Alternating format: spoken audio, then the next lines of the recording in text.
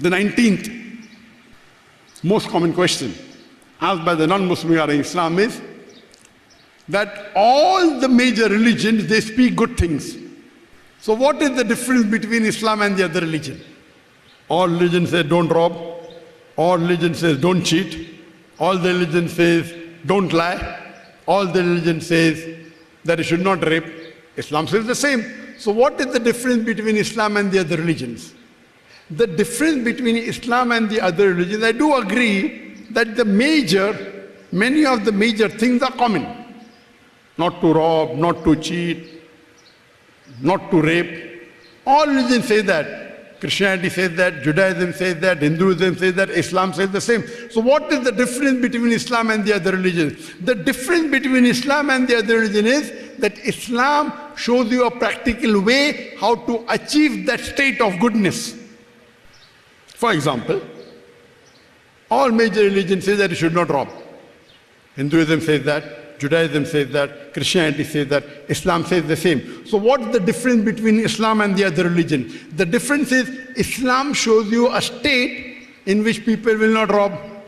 For example, Islam first talks about zakat.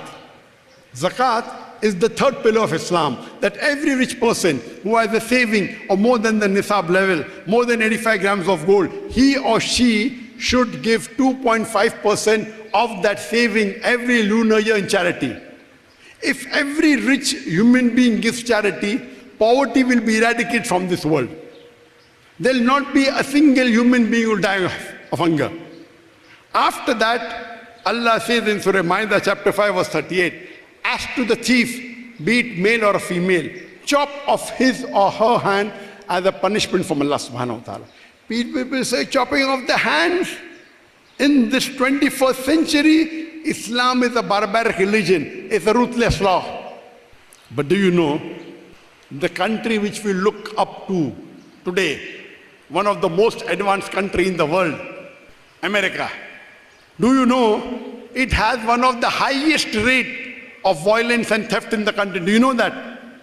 According to the National Survey of Victimization, Bureau of Justice, called as US Department of Justice, in the year 2014, 664,210 cases of robbery took place in USA. If you divide this by 365, you get a reply of 1,820 cases of robbery every day in USA. That means every 1 second, 1.26 cases of robbery is taking place in USA. That's in 2014. Now it may have increased. Means every second more than one robbery. I'm asking you the question, if you implement the Sharia in USA, that every rich person who has a saving of more than the nisab level, more than 85 grams of gold, he or she should give 2.5% in charity. After that, if anyone robs, chop off his or her hand.